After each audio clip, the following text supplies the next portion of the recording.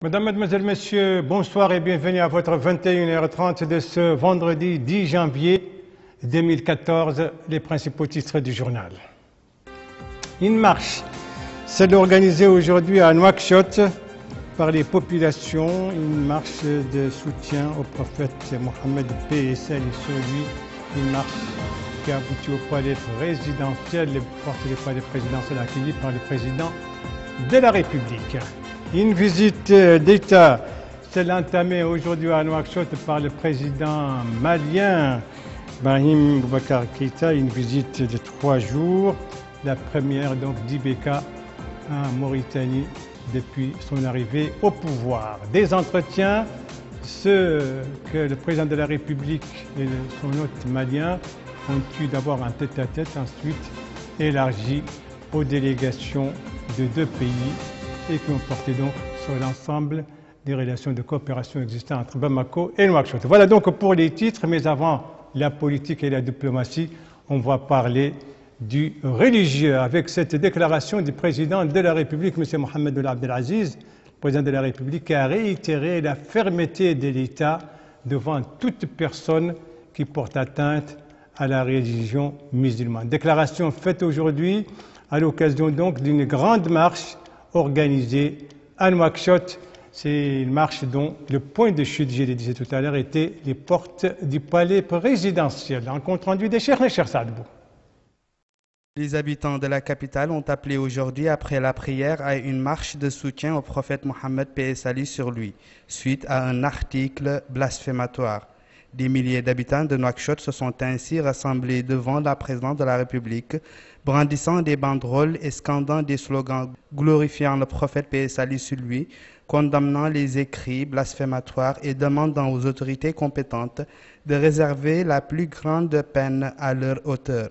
Les manifestants, qui ont afflué de toutes les muqatas de la capitale, ont appelé à la protection du caractère sacré de la personne du prophète et à frapper d'une main de fer toute personne coupable d'atteinte aux préceptes et enseignements du Saint-Coran et de la Sunna. Les marcheurs ont été accueillis par le président de la République, M. Mohamed Ould Abdelaziz. Le président de la République a salué la foule, affirmant son attachement à l'intégrité du prophète et à la charia, réitérant la fermeté de l'État devant toute personne qui veut nuire à la stature du prophète, quelle que soit sa place et sa position. Il a aussi rappelé que la Mauritanie est une république islamique et non laïque, soulignant que la démocratie ne veut pas dire toucher à ce que l'on a de plus sacré, notre religion, l'islam. Le chef de l'État a ensuite lancé un appel à tous, y compris les médias, pour qu'ils sachent que l'islam est au-dessus de tout. Et enfin, le président de la République a ajouté, je cite, « L'islam est notre religion et nous devons la défendre avec toute notre énergie et même notre vie si nécessaire. » Voilà donc pour cette marche organisée aujourd'hui à Nouakchott après la prière de vendredi. Venons-en maintenant à la politique et à la diplomatie avec cette visite d'État en Mauritanie du président malien Ibrahim Boubacar Keïta, une visite placée sous les signes du renforcement et du développement des relations de coopération mauritano-maliennes. Eh bien, il était 11h ce matin quand l'avion présidentiel, donc ayant à son bord IBK, s'est posé sur le tarmac international de l'aéroport international de Nouakchott, ici accueilli au bas de la passerelle.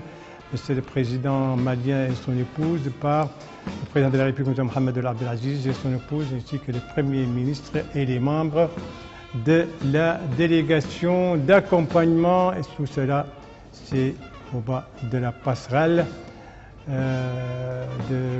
donc de l'avion qui avait à son bord le président malien qui continue de saluer ici les membres de la délégation d'accompagnement. Et cela sur fond de la musique militaire, ou si vous voulez la musique nationale.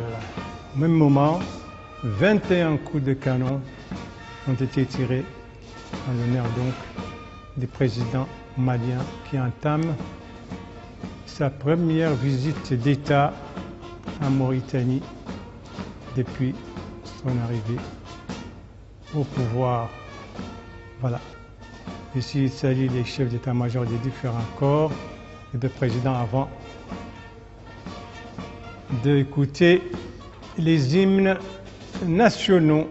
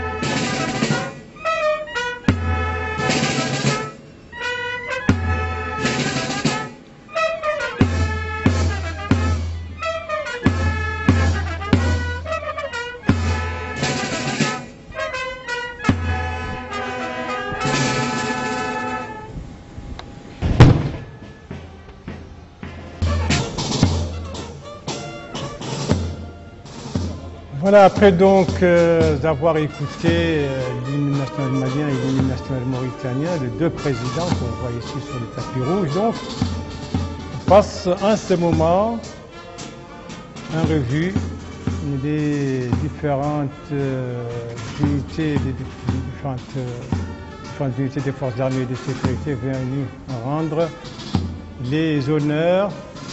Et je le disais tout à l'heure, on a tiré donc 11 coups de canon en l'honneur du président malien. C'était ce matin, peu après 11 h, et vous le voyez, le temps était agréable, le soleil était caché, les rayons solaires n'arrivent pas à percer ces nuages. Et ici, c'est la partie civile donc, de l'accueil, à commencer par le président de l'Assemblée nationale et le président par intérim du Sénat. Et ensuite, les membres du gouvernement qui se trouvaient dans la longueur sud du rectangle formé par cet accueil officiel à l'aéroport international de Nouakchott. C'est une cérémoniale, tout le monde, il faut tendre la main à tout le monde qui sont présentés ici au président malien par les directeurs d'État, les directeurs du protocole d'État, directeur du protocole d'État, j'y arrive, les membres du gouvernement donc. Je profite de l'occasion donc de ces images pour rappeler que le président malien vient d'être élu à l'issue de l'élection présidentielle, puisque donc le premier tour s'est déroulé le 28 juillet, et puis après le second tour, il avait remporté avec un peu plus de 77% des voix face à son challenger Soumaïla Cissé. Après les membres du gouvernement, c'était au tour maintenant des membres du corps diplomatique et des représentants des organisations internationales accréditées à Nouakchott. Voilà, salué donc par les deux présidents, le président Mohamed El Abdelaziz et le président Ibrahim Boubacar Keïta. Boubacar Keïta, ancien Premier ministre, ancien ministre des Finances, ancien président de l'Assemblée nationale malienne. Et les Maliens, d'ailleurs, lui ont donné ce nom IBK, c'est son nom connu beaucoup plus que son propre nom, âgé de 68 ans donc. Et son élection met fin à une transition que le Mali a connue, une transition qui a duré 18 mois où le Mali connaissait des difficultés, était divisé en deux, marqué par un coup d'État qui a déposé, vous le savez, l'ancien président ATT qui vit aujourd'hui en exil à Dakar. Et les Maliens ont vécu donc des difficultés durant cette période. Le nord du pays était occupé par des djihadistes islamistes. Et d'ailleurs, lors de son investiture, le président malien, qui continue de saluer ici les représentants du corps diplomatique et des organisations internationales, a souligné la priorité pour lui, c'est la réconciliation nationale et donc l'application, si vous voulez, des accords de Ouagadougou. Donc ces accords signés par les mouvements, les groupes armés Touareg et le gouvernement malien. Ici, ce sont les représentants de la colonie malienne vivant à Nouakchott, une colonie très nombreuse et qui compose la largeur ouest, de ce rectangle, de cet accueil donc à l'aéroport de Nouakchott. Le président de la République et le président malien continuent de les saluer. Et cette fois-ci, c'est l'ambassadeur du Mali qui présentait justement ces différents représentants. Vous voyez à l'habillement, il représentait la diversité culturelle du Mali, du sud, du nord, de l'est et de l'ouest. Il faut dire qu'ils sont très nombreux, aussi bien sur les tarmacs qu'en dehors de l'aéroport.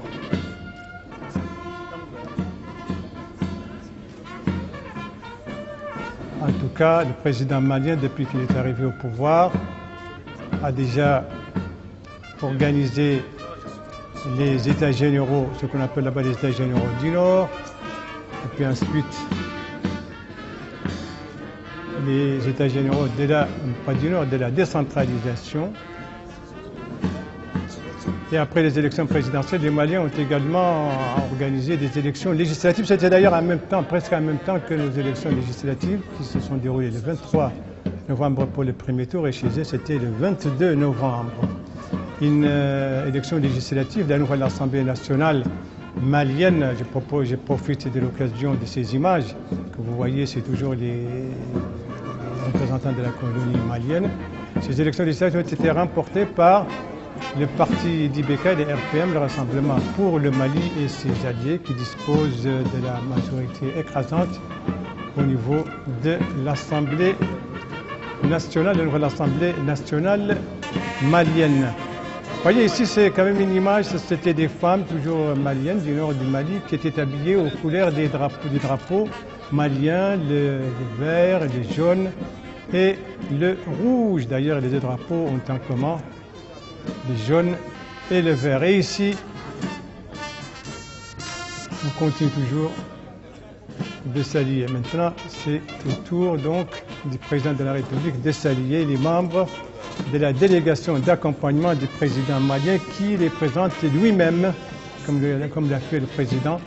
Donc c'était au bas de la passerelle, la délégation d'accompagnement. Il faut dire que c'est une forte délégation qui comprend plusieurs membres, dont 8 ministres, tout comme d'ailleurs la délégation mauritanienne. Et en tout cas, la composition des délégations des deux pays montre justement des domaines d'intérêt, que ce soit l'énergie, que ce soit l'agriculture, que ce soit la sécurité, que ce soit la défense.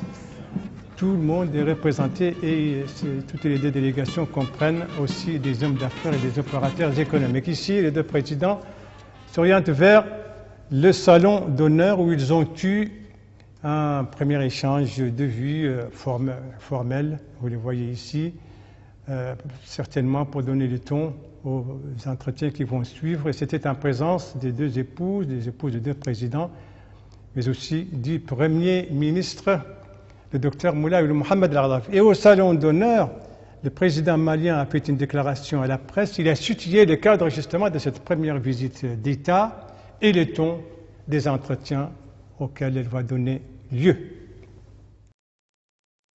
Je suis venu ici contribuer à raffermir avec mon frère et ami, le président Abdelaziz. Et nous avons tout en commun. La géographie, l'histoire, l'anthropologie, l'héritage historique, beaucoup de choses qui nous font obligation de cheminer ensemble. Dans un monde où la solidarité entre les peuples est plus que jamais requise pour affronter les multiples défis auxquels nos différents pays font face. Singulièrement, en ce qui nous concerne, nous, pays de la zone sahélienne, et nous voir, nous rencontrer, échanger, convenir de politiques communes, et je crois de très bonne aloi, est la meilleure chose que nous puissions faire au profit de nos peuples. C'est donc de bien bonne grâce, vous le voyez d'ailleurs, mon visage sur moi, reflète ma pensée profonde et ce que je ressens en foulant ce sol béni de Mauritanie. Voilà ce que je peux vous dire pour l'instant, en arrivant ici. Le président malien, donc ce matin, pas après son arrivée, c'était au salon d'honneur qui situe le cadre de sa visite, de sa première visite d'État depuis son arrivée au pouvoir. Il faut rappeler qu'il a été investi le 4 septembre dernier. Alors, après cette déclaration, eh bien, les deux présidents sont sortis du salon d'honneur et le cortège présidentiel s'est ébranlé direction palais présidentiel et aux abords de la route, eh bien, les populations sont venues spontanément pour réserver un accueil populaire et chaleureux au président malien, drapeau mauritanien et malien, aussi photos et banderoles qui souhaitent la bienvenue au président malien. Ça, c'est le cortège présidentiel qui se dirige vers le palais présidentiel. Il faut dire que la météo était aussi dès la partie, et il faisait relativement frais, pas très désagréable, disons, comme disent la météo. Le ciel était nuageux, un peu nuageux, mais tout de même le sol était couvert. Ici, le cortège arrive au palais présidentiel où les deux présidents, M. Mohamed Ould Abdelaziz et Ibrahim Boubacar Keïta, vont avoir leur premier entretien en tête-à-tête au cours de cette visite d'État de 3 jours. 3 jours. C'est un entrée en tête-à-tête qui était élargi aux délégations, aux deux délégations. Ça, c'est le tête-à-tête donc. Et ici, ça a été élargi aux deux délégations, l'occasion pour les deux parties de passer en revue les relations d'amitié et de coopération existantes entre la Mauritanie et le Mali, mais aussi de parler des voies et moyens de renforcer et de développer ces relations de coopération. La Mauritanie et le Mali, vous le savez, appartiennent à plusieurs organisations régionales, sous-régionales. Ils sont membres des pays du Front, donc dans le cadre de la lutte contre le terrorisme, membres du CIFS, membres de l'OMVS, membres bien sûr de l'Union africaine ainsi que des Nations Unies et de l'Organisation de la coopération islamique. Voilà donc pour ces entretiens qui se sont déroulés ce matin au palais présidentiel. Mais aujourd'hui, c'est la journée de vendredi. Les religieux étaient bien sûr présents. Les deux présidents ont effectué la prière de vendredi dans la mosquée qui se trouve dans l'enceinte du palais présidentiel. C'était aux environs de 14 heures.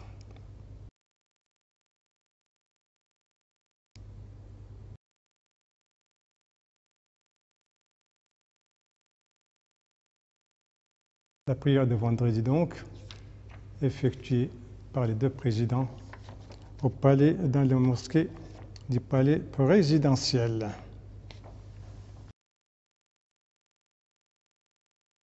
Nous sommes ici à la deuxième raka'a de cette prière.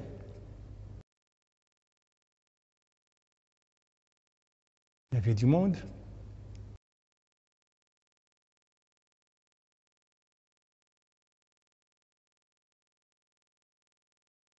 Voilà donc pour cette prière de vendredi effectuée par les deux présidents dans la mosquée située dans l'enceinte de la présidence de la République. Voyons maintenant d'autres étapes de cette première journée de cette visite d'État du président malien. Eh bien, il a visité certains centres d'intérêt de notre capitale, notamment le port autonome de Nouakchott, port d'ailleurs qui réserve une partie au Mali. Il a visité également le Centre national d'oncologie et il a commencé par le musée national. C'est un compte rendu de Cheikh Saad Bou. Cette visite du chef d'État malien au musée national rentre dans le cadre du programme de la visite d'État qu'effectue Ibrahim Boubacar Keïta actuellement dans notre pays. C'est ainsi que le président malien a visité les différents compartiments du musée national et durant toutes les étapes, des explications lui ont été présentées par les responsables du musée. Ensuite, le président malien a signé sur le registre d'or, histoire de marquer son passage à ce riche musée qui a été créé en 1972.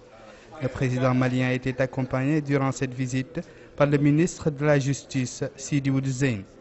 Ensuite, le président malien s'est rendu au Centre national d'oncologie et sur place, la délégation présidentielle malienne a visité les différents pavillons et services de cette importante infrastructure sanitaire. Comme elle a pu suivre des explications sur le fonctionnement, le rôle et les équipements de ce centre, l'un des plus importants de la sous-région. Rappelons que le Centre national d'oncologie, qui a vu le jour en 2006, a été équipé en 2009 d'une unité ultramoderne de traitement du cancer par rayon X. Il dispense des soins gratuits de qualité aux malades et permet notamment le dépistage précoce du cancer. À son arrivée au centre d'oncologie, le président malien, qui était accompagné par le ministre de la Justice, a été accueilli par le ministre de la Santé, M. Ahmed Ould Haddamin Ould Jelvoun.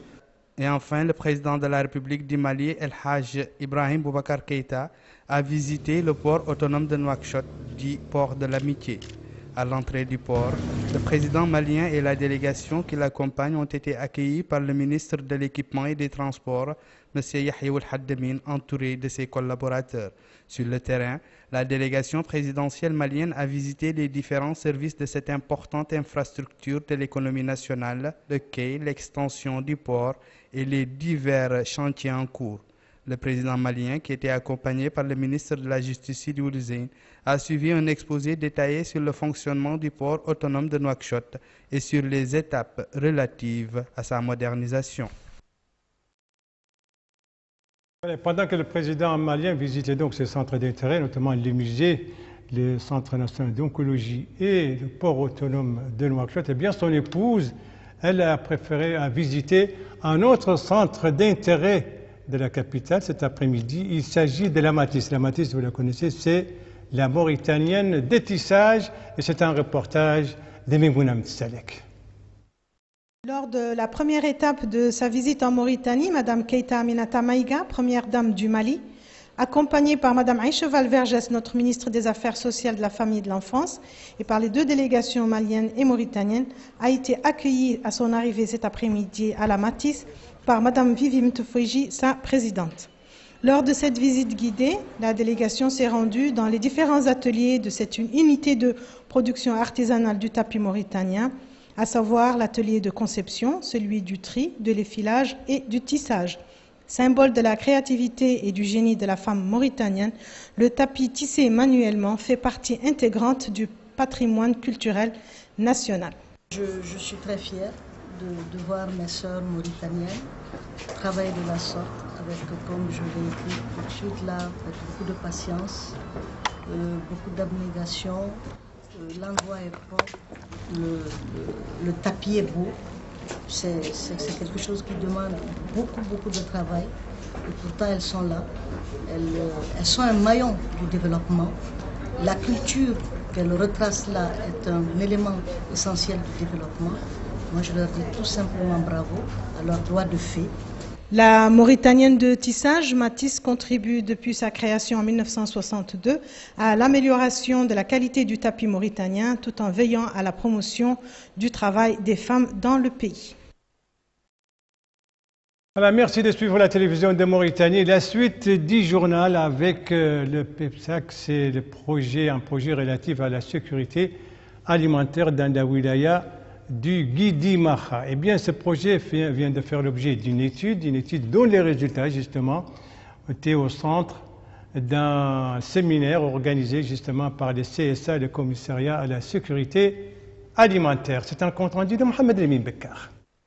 Comment faire face à l'insécurité alimentaire dans le Guidi Maha? C'est dans le but de répondre à cette épineuse question que le projet pour l'émergence d'un plaidoyer sur la sécurité alimentaire au Guidi Maha, PEPSARG, a initié une étude pour mieux comprendre les causes de ce phénomène.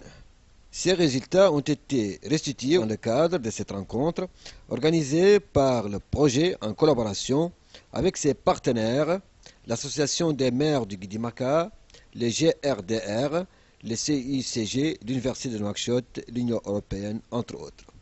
L'assistance a suivi la restitution des 3 thèmes sur lesquels l'enquête s'est focalisée, à savoir la migration et sécurité alimentaire, la gestion du foncier, des ressources naturelles et sécurité alimentaire, et enfin les habitudes alimentaires et sécurité alimentaire. Ce dernier thème fait ressortir les grands changements intervenus dans les habitudes alimentaires des populations du Guidi Maha, qui sont passées d'une alimentation diversifiée et variée basée sur les produits de la brousse à une alimentation homogène basée sur des produits importés. Cela grâce à l'argent transféré par les ressortissants basés à l'étranger. En effet, l'enquête sur l'impact de la migration démontre que 80% des ménages considèrent la contribution financière des migrants comme cruciale pour leur économie.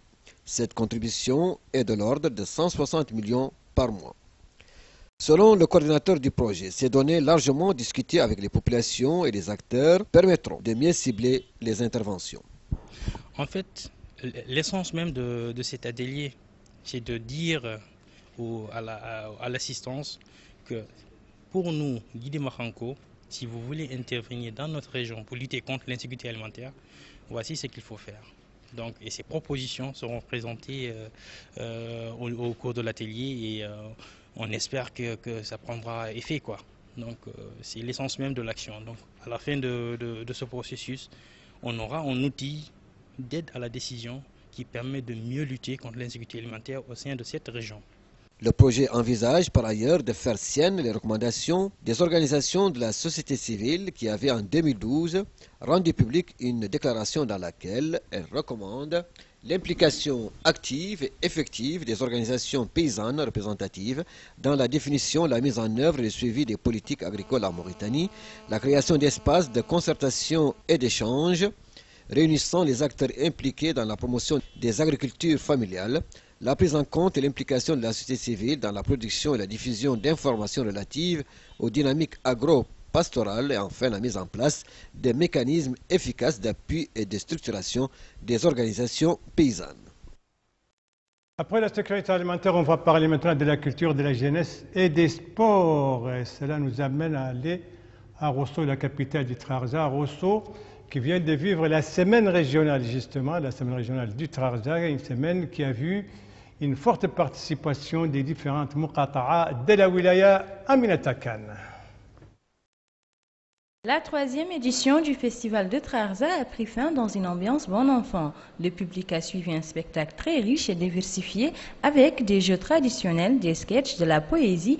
Ainsi, des récompenses ont été remises par ceux qui se sont distingués lors du festival par les autorités présentes lors de la clôture. Le wali du Trarza, M. Issel Moul Sidi, a déclaré en marge de la clôture que le festival a contribué à hisser chez les jeunes un haut niveau en tant qu'acteur du développement, avant d'ajouter que la wilaya du Trarza est bien connue pour sa diversité culturelle, d'où son unité.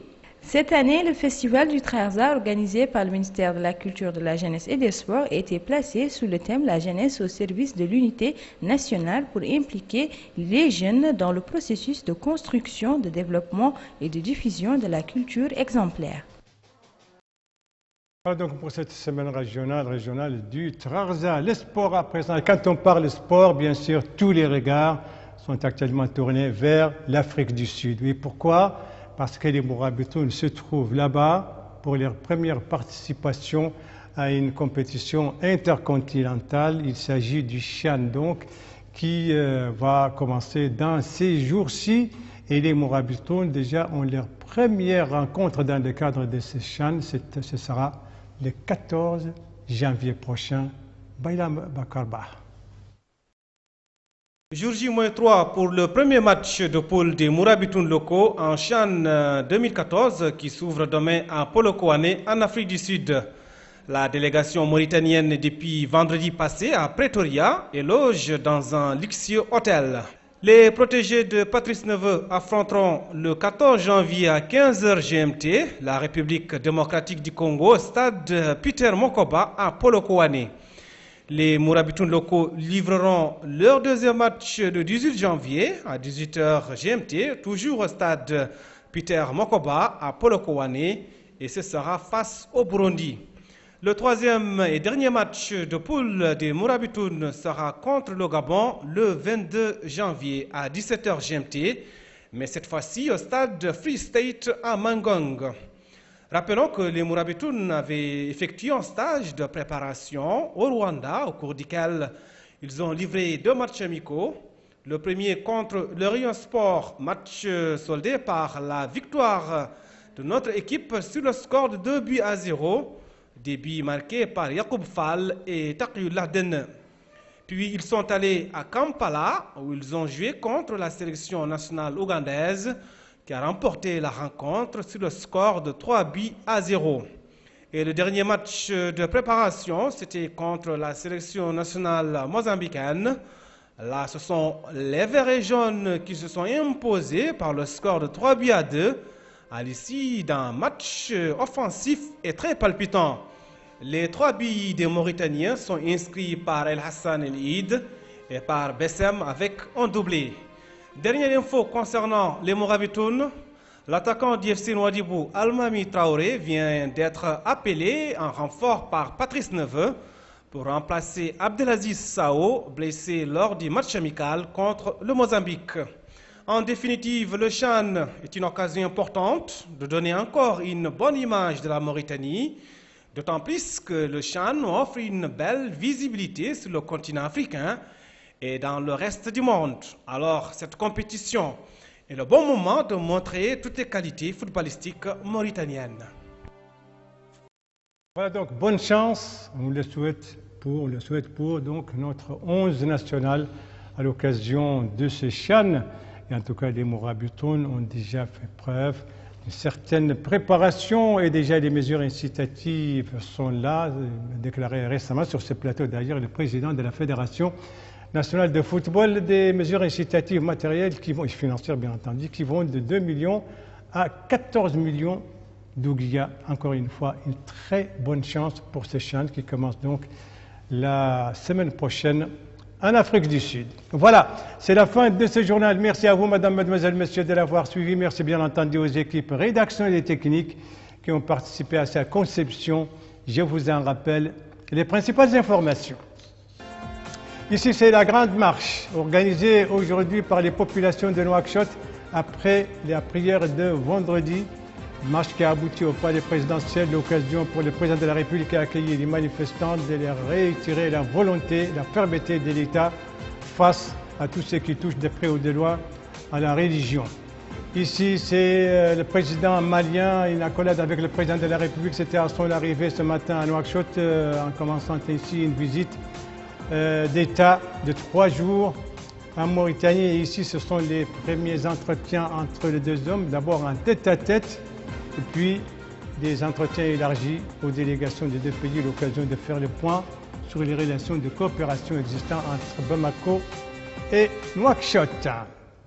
Voilà, il ne me reste plus qu'à vous souhaiter une très bonne fin de soirée, une très bonne fin de semaine placée sous le signe donc de renforcement de la coopération et des relations entre Bamako et Nouakchott.